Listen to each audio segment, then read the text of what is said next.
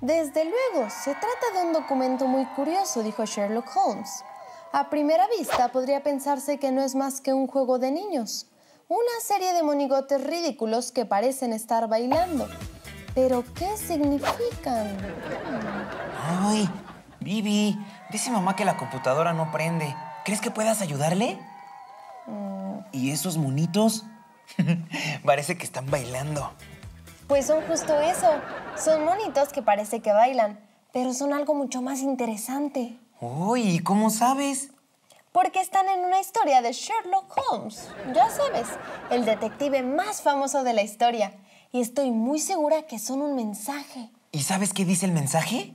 Todavía no llegamos a esa parte, mi querido Watson, pero al parecer va a tener que esperar. Voy con mamá. Sí. A ver. Este promete ser un caso de lo más interesante e insólito. Mi querido Watson, hágame el favor de acompañarme. ¡Ah! Pues vayamos también. ¡Vengan! Entonces, si esta es la E, esta es la N y esta es la V, aquí debería decir never. A ver qué dice aquí. Entonces deduje que never o nunca tendría más sentido, ya que es de uso más común. Oye, ¿has visto mi libro? Aquí está. ¿Qué estás haciendo? ¿Lo estás traduciendo? Sí.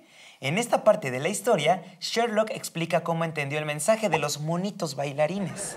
Entonces, antes de leer lo que dicen, estoy intentando traducirlo yo. Está padrísimo. ¡Órale! No me imaginaba que te gustara jugar al detective. Pero si hasta me caractericé para el programa de Blogs contra Blogs. ¿Qué no te acuerdas? Con la historia de Camila Rayo. Pues creí que solo era para entrar en personaje, pero tienes razón. Además, desde chiquito se te ha hecho muy fácil entender otros idiomas. Yo sé que te gusta la actuación, pero igual y deberías estudiar para ser traductor. ¿Pero no será muy complicado? Imagínate, igual y terminas leyendo primero los guiones de las obras de teatro y películas en las que quieras estar. Porque aunque no lo parezca, la traducción sigue siendo algo súper importante en nuestro día a día. Sí. ¿Me lo prestas? Sí. A ver, ¿en qué vas? Entonces, esta es la E. Como dijo Vivi, hoy en día la traducción es algo que pasamos por alto, por el simple hecho de que es muy común encontrarla. O no me digan que no han visto esa función en los videos de YouTube, donde si lo que ven está en otro idioma, puede que tenga el texto en español, para que quienes no hablan esa lengua se pueda entender. Sí, si hicieron su tarea y vieron el séptimo sello de Ingmar Bergman, pudieron notar esto, ya que al buscarla, la primera opción que sale en la original está en sueco. Y si no hablan sueco, los subtítulos que agrega la plataforma seguro les fueron de utilidad. Incluso ahora mismo, en el recuadro de aquí abajo a la izquierda, está Vane, traduciendo para las personas que se comunican en lengua de señas. Entonces, ¿traducir no es algo que se haga exclusivamente de idiomas como el español o el inglés o a otra lengua de ese estilo? Muy buena pregunta, Hugo. Así es, hay multitud de lenguajes que por no parecernos comunes, podríamos pensar que la traducción como tal no aplica en ellos, pero vaya que es necesaria, y quizá más por lo poco común, ya que como lo mencionamos, es parte de la comunicación. Y bueno, en este mundo tan globalizado en el que la información viaja tan rápido de un extremo al otro del mundo, estas traducciones se han hecho más que necesarias. Que si recordamos, hay alrededor de 7,000 lenguas habladas en todo el mundo. Entonces lograr la comunicación entre todas ellas es un trabajo inmenso, pero que no puede dejar de hacerse. La mayoría de las personas solo hablan a lo mucho un par de idiomas diferentes y muchos otros solo hablan su lengua materna. Entonces, sin la posibilidad de traducir lo que pasa a su alrededor, ¿cómo podrían estas personas enterarse de lo que pasa o conseguir la información? El traducir no es algo para nada nuevo, y de hecho se comenzó a hacer cuando la humanidad comenzó a hablar de manera distinta. El comercio, por ejemplo, como sucedía entre Egipto y Grecia, no hubiera sido posible si estas culturas, o por lo menos los comerciantes, no hubieran hecho el esfuerzo por aprender el idioma del otro. Por cierto, hablando de Egipto, ahí fue donde se logró uno de los hallazgos más importantes en la historia de la traducción. Cuando Egipto cayó bajo el dominio de Grecia y después de Roma, los jeroglíficos comenzaron a usarse menos en favor del alfabeto de los conquistadores. Pero lo más complicado vino cuando se declaró al cristianismo como la religión oficial del Imperio Romano. Entonces todos los demás cultos se consideraban paganos. Por lo tanto, indeseables. Entonces, en Egipto, se tuvieron que adecuar a esta nueva realidad y el conocimiento que durante tantos siglos se guardó en forma de jeroglíficos comenzó a volverse indescifrable hasta para los mismos egipcios. Y no fue sino hasta 1799 que el francés François Bouchard descubrió en una excavación en la región de Rosetta una piedra que tenía 3 tipos de inscripciones distintas. Al analizarla bien, se dieron cuenta que era un mismo texto, pero escrito en distintas lenguas. La primera línea eran jeroglíficos.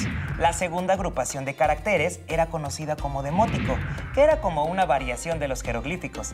Y la última parte estaba escrita en griego. Y aunque Bouchard conocía un poco de griego, fue hasta 20 años después que François Champollion pudo descifrar la piedra, logrando así traducir el alfabeto egipcio. Cosa muy útil, ya que gracias a esto ha sido posible que los arqueólogos descifren montones de cosas que no dejen de aparecer en las arenas del desierto que rodea a Egipto y que nosotros conozcamos mucho más sobre la historia de una de las culturas más fascinantes de la historia de la humanidad. Y bueno, saliéndonos un poquito de esta bonita anécdota, los grandes imperios necesitaban aprender algo de las lenguas de los conquistados, para que estos entendieran de mejor manera lo que se esperaba de ellos o que conocieran bajo qué reglas se regían. Si hablamos de ejemplos más cercanos, podemos mencionar la conquista de América, donde Colón, desde su primer viaje, llevaba nativos americanos de vuelta a España, para que estos aprendieran la lengua castellana. Primero como ofrendas para los reyes, pero al aprender el idioma que hoy conocemos como español, también servían de traductores e intérpretes para los siguientes viajes. Lo que facilitaba enormemente la comunicación con las comunidades originarias de estos pueblos. También podemos hablar de la conquista de México y Hernán Cortés, que al llegar a México conoció a la ahora famosísima Malinche, que sabía hablar náhuatl y maya, y junto con Jerónimo de Aguilar, sobreviviente de un naufragio que vivió muchos años con los mayas, traducía del maya al castellano. Y no solo eso, recordemos que al instaurarse la colonia en nuestro país, algo que minimizó de algún modo la brutalidad de los conquistadores hacia los indígenas fue el hecho de que los clérigos como Fray Bernardino de Sahagún se tomaron la molestia de aprender las lenguas maternas de los pobladores originarios de México.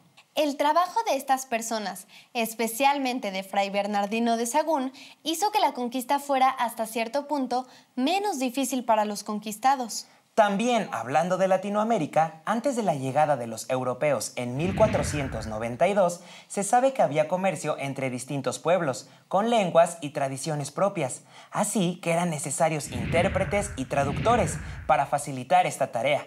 ¡Vamos! Igual que del otro lado del mundo. Oye, pero ¿cuál es la diferencia entre un traductor y un intérprete?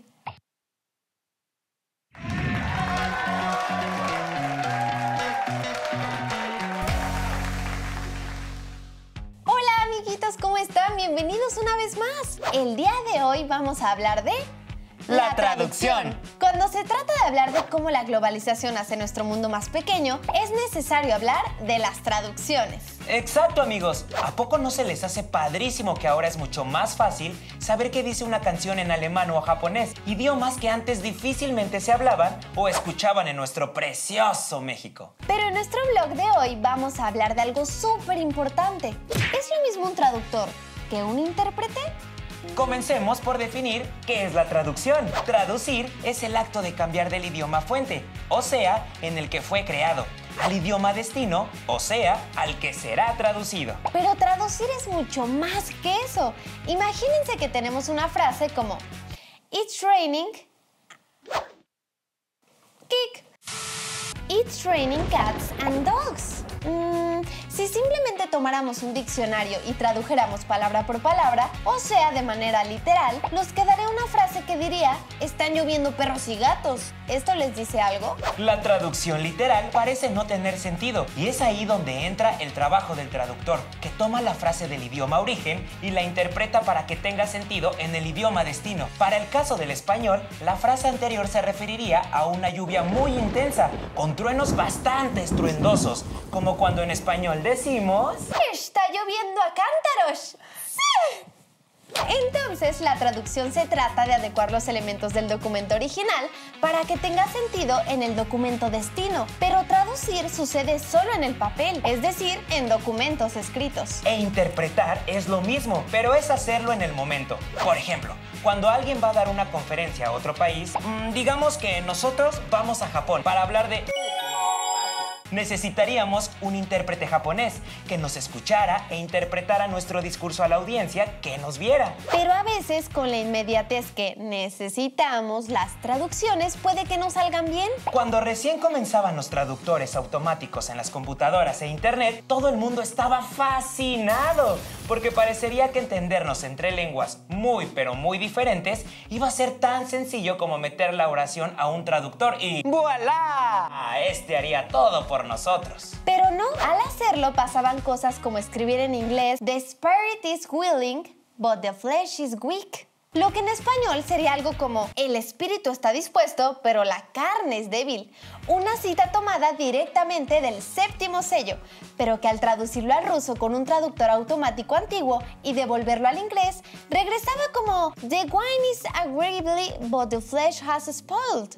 O sea, el vino está bien, pero la carne se ha podrido. Y esto se debe a que traducir no es una ciencia exacta, como lo demostramos con el ejemplo de la frase del inicio. Todas las lenguas tienen su propio vocabulario que se adecua a su propio contexto e historia. Por ejemplo, en náhuatl no hay una palabra para el mal, porque el mal no existía como concepto, y lo más cercano a esto era la ausencia del bien. Pero como sabemos, que no haya bien no necesariamente significa que algo esté mal. Entonces es en estas pequeñas diferencias que las traducciones automáticas fallan, ya que carecen de esa cualidad de interpretación que sí tiene el ser humano. Aunque hoy en día esto está mejorando con las inteligencias artificiales, nada es mejor para traducir que una persona que conozca ambos idiomas, que le guste hacerlo y que aplique su conocimiento y experiencia para transmitir el mensaje original de la mejor manera posible a su audiencia. Y eso es todo por este blog. No olviden suscribirse y dejarnos sus comentarios en nuestras redes sociales. Y díganos, ¿en qué otros aspectos de su vida creen que está involucrada la traducción? Se sorprenderán al ver que de verdad está en todos lados. Todos. Nos vemos, amiguitos. ¡Chau! A lo largo de la historia, como ya lo comentamos, siempre ha sido sumamente importante la traducción para la mejor comprensión entre distintas culturas y poblaciones. Pero todo esto cambió y se aceleró cuando viajar y comunicarnos se volvió mucho más sencillo. Los medios masivos de comunicación comenzaron a tener un mayor alcance y cosas como el cine comenzaron a llegar más allá de sus propias fronteras. Entonces, había que adaptarlas a las nuevas audiencias. Cuando el cine era mudo, traducir era más sencillo de hacer. Bastaba con cambiar los intertítulos de idioma y ¡listo! No había que modificar nada más en la película. Pero cuando el sonido sincrónico se volvió la regla en las producciones, ya no solo había que adaptar el texto, era necesario traducir el guión. Y con este traducido, había de dos: o se subtitulaba, con el problema de que la mayoría de la población no sabía leer. O se hacía un doblaje, lo que traía consigo otro problema: la necesidad de sincronizar adecuadamente los diálogos en el nuevo idioma para que pareciera que el actor realmente hablaba así, y no en el idioma en que se había grabado la cinta. Y dentro del doblaje ha habido cosas maravillosas. Los traductores no se han limitado a traducir y adaptar el mensaje original de las cintas. Ha habido momentos en los que han mejorado por mucho el material de origen.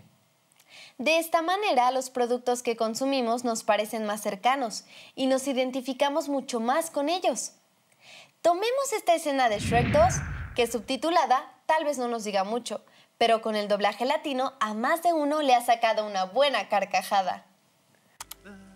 Sun will come out tomorrow. Bet your bottom. Bet my bottom. I'm coming, Elizabeth. Seguro que hay sol mañana. Ya verás qué pasa. Ya veré qué. ¡Ahí te voy, San Pedro! ¿Burro? Esa escena ha dado pie a muchos memes, por cierto. Sin embargo, la traducción no solo es importante para este aspecto de nuestra vida, también nuestros libros, y la mayoría del conocimiento necesita ser traducido. Los libros de ciencia, como los de Darwin, Copérnico, Isaac Newton, entre otros, no fueron escritos en español. Han tenido un proceso en el que se han adaptado para que nosotros, en cada aspecto de nuestro paso por la escuela, los entendamos en nuestro idioma y sean mucho más comprensibles. Y aún hoy, la mayoría del conocimiento, no solo científico, sino de otras ramas, no se hace en español, y el ruso, chino y japonés ganan terreno rápidamente. Así que ya no basta con solo saber inglés, tenemos que diversificarnos. También hace muchos años, cuando todavía no había internet y no era tan necesario saber otro idioma, porque en general la población no lo necesitaba, había otro aspecto de la traducción del que no hemos hablado.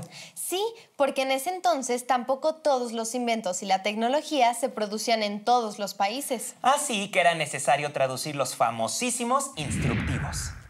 Cuando tener una computadora no era tan común, estos se convertían en algo esencial.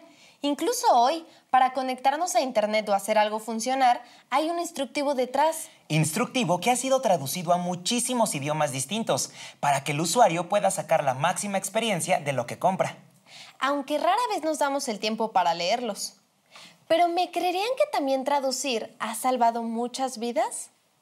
Una de las funciones que casi todos pasamos por alto de la traducción, básicamente porque los temas ya no son tan famosos, es la criptografía. La comunicación se basa en conocer e interpretar códigos y dependiendo de qué tanto los conozcamos, es qué tan eficiente y comprensible será la manera en que nos podamos comunicar. Pero, ¿qué pasaría si a propósito alguien intentara que no entendiéramos esos códigos? Que los hicieran intraducibles.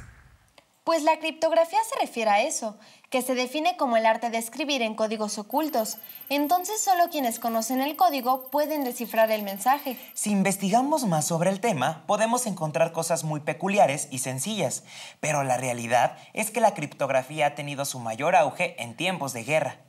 Precisamente cuando la discreción y el secretismo de un lado o del otro del conflicto son súper necesarios. Pero ha habido personas que haciendo tareas inmensas han logrado traducir códigos y esto a su vez ha ayudado a salvar vidas a lo largo de la historia. Entonces, aunque a lo mejor de primera intención este tipo de cosas no pasan por nuestra mente, no significa que esto no sea importante.